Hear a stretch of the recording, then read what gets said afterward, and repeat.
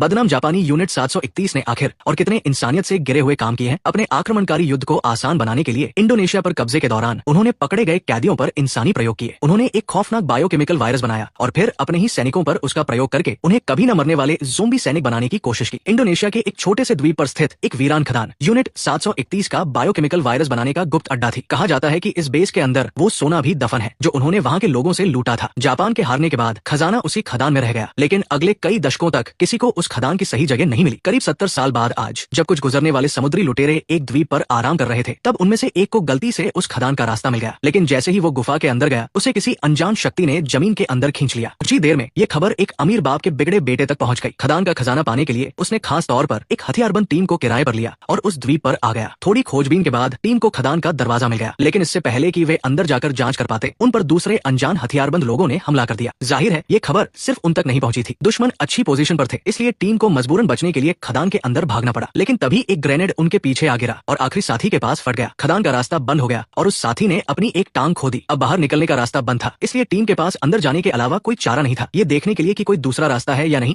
और साथ ही खजाना भी ढूंढने के लिए। जब वे एक लकड़ी के पुल से गुजरे तो खदान की लाइट्स अचानक जल उठी और एक डरावना गाना सुनाई देने लगा। क्या कोई उनसे पहले वहां पहुंच गया था? सभी लोग हैरान होने के साथ साथ डर भी रहे थे कि वे एक बेहद खौफनाक जगह में कदम रख चुके हैं। पुल पार करने के बाद टीम एक तंग गलियारे में आई। कुछ ही दूर चलने पर उन्हें एक दरवाजा मिला जिसके अंदर तरह तरह के एक्सपेरिमेंट्स के औजार पड़े थे। दीवार पर लटके कुछ सेफ्टी सूट्स देखकर कप्तान डर गया और उसने गोली चला दी। वहीं दूसरे कमरे में उन्हें कुछ पुरानी तस्वीरें मिली। ये तस्वीरें सबूत थी कि जापानी फौज ने यहाँ कैदियों पर जिंदा प्रयोग किए थे, लेकिन किसी ने ज्यादा ध्यान नहीं दिया क्योंकि जापानी फौज के जुल्म तो सबको पता ही थे। लेकिन जब वे कम्युनिकेशन रूम में आराम कर रहे थे तब कुछ भयानक हुआ। दरवाजे पर खड़े दा जुआंग को बिल्कुल पता नहीं चला कि उसके पीछे कोई परछाई है। जब वो पलटा तो परछाई गायब हो गई। तब आवी को गड़बड़ का एहसास हुआ। अमीर लड़के ने ये बात इसलिए छिपाई थी क्योंकि उसे डर था कि भाड़े के सैनिक डरकर भाग जाएंगे। सच्चाई जानकर सभी के होश उड़ गए। आवी उस अमीर लड़के को मारना चाहता था, लेकिन अब जो हो गया सो हो गया। उन्हें हालात को अपनाना ही था। कप्तान ने दा जुआंग के साथ मिलकर बाहर निकलने का रास्ता ढूंढने का फैसला किया, लेकिन अमीर लड़का खजाना पाने के लिए बेताब था, इसलिए वो अपनी गर्लफ्रेंड को लेकर चला गया। पीछे आवी, आजिन और एक सैनिक रह गए घायल साथी की देखभाल करने के लिए। जैसे ही वे लोग गए, घायल साथी को कुछ अजीब आवाज सुनाई दी। वो मुश्किल से उठा और देखा कि आवाज जमीन के नीचे से आ रही थी। इससे पहले कि वो किसी को बुला पाता, उसे किसी के हाथों ने नीचे खींच लिया। जब बाकी तीनों वहां पहुंचे तो वो गायब हो चुका था। बस एक अजीब सा जीव वहां से गुजरता हुआ दिखा। आवी ने तुरंत आजिन से पूछा कि वो क्या चीज थी, पर आजिन को भी नहीं पता था। जब वे बात कर रहे थे तभी साथी को बचाने के लिए वो सैनिक गड्ढे में कूद गया। मजबूरन आवी और आजिन को भी पीछे जाना पड़ा। वहाँ तंग सुरंगों का जाल बिछा था और आसपास से भयानक चीखने की आवाजें आ रही थी। उन्हें जल्दी ही घायल साथी की लाश मिल गई, लेकिन वो सैनिक कहीं नहीं दिखा। आवी समझ गया कि यहाँ रुकना खतरनाक है और उन्हें तुरंत निकलना होगा, लेकिन तभी उधर वो सैनिक दूसरी सुरंग में उस मॉन्स्टर का पीछा कर रहा था। रास्ते में मॉन्स्टर ने उसे खींचकर एक अंडरग्राउंड गुफा में गिरा दिया। वहाँ चारों तरफ हड्डियां बिखरी पड़ी थी और एक बुरी तरह से बिगड़ी हुई लाश थी। ये लाश उसी समुद्री लुटेरे की थी जो शुरू में आया था। उसने अपने साथी का नाम चिल्लाया, पर उसे नहीं पता था कि मॉन्स्टर अंधेरे में घात लगाए बैठा है। जब मॉन्स्टर ने पीछे से हमला किया तो सैनिक ने तेजी से पलटकर उसे मार गिराया। पास जाकर देखा तो सोचने लगा कि आखिर ये बला है क्या। वो अभी संभला भी नहीं था कि एक और मॉन्स्टर ने पीछे से हमला कर दिया। हालांकि उसने उसे भी मार दिया, लेकिन उसका हथियार गिर गया और मॉन्स्टर ने उसकी आंखें जख्मी कर दी। बुरी बात यह थी कि वहाँ और भी मॉन्स्टर्स आ गए। उनकी आवाजें करीब आती सुनकर और आंखों से धुंधला दिखने के कारण वो अंधाधुंध गोली चलाने लगा। आखिरी गोली खत्म होते ही उसका किस्सा भी खत्म हो गया। वहीं दूसरी तरफ कप्तान एक बड़े से लैबोरेटरी में पहुंचा। टेबल पर रखे दस्तावेजों में यूनिट 731 की रिसर्च लिखी थी। शेल्फ पर रखे इंसानी अंगों के नमूने बता रहे थे कि यहाँ कितना खौफनाक काम होता था, लेकिन उन्होंने ध्यान नहीं दिया कि उनके पीछे का लोहे का दरवाजा धीरे धीरे बंद हो रहा है। जब तक वे बाहर जाने का सोचते वे अंदर फंस चुके थे। इधर आवी और आजिन होश में आए तो उन्होंने देखा कि उनके सामने गैस मास्क पहने एक जापानी सैनिक खड़ा है। वे उससे बात कर पा रहे थे। जैसे ही सैनिक का ध्यान भटका, आवी ने दौड़कर उसे पकड़ लिया। जब आवी ने उसका मास्क हटाया तो उसका चेहरा देखकर दंग रह गया। और सबसे अजीब बात यह थी कि वह पिछले 70 सालों से यही रह रहा था। उसे ये भी नहीं पता था कि जापान हार चुका है। अलग वायरसों को मिलाकर एक अमर ज़ोंबी सेना तैयार कर ली। उधर दूसरी तरफ जब बाकी लोग रास्ता ढूंढ रहे थे, उन पर भी मॉन्स्टर्स ने हमला कर दिया। अमीर लड़के को एक मॉन्स्टर ने गिरा दिया और उसके कंधे पर छुरा घूम दिया। कप्तान ने गोली चलाई पर उसका कोई असर नहीं हुआ और उल्टा मॉन्स्टर ने उसे नीचे दबा लिया। अच्छी बात यह थी कि दा जुआंग ने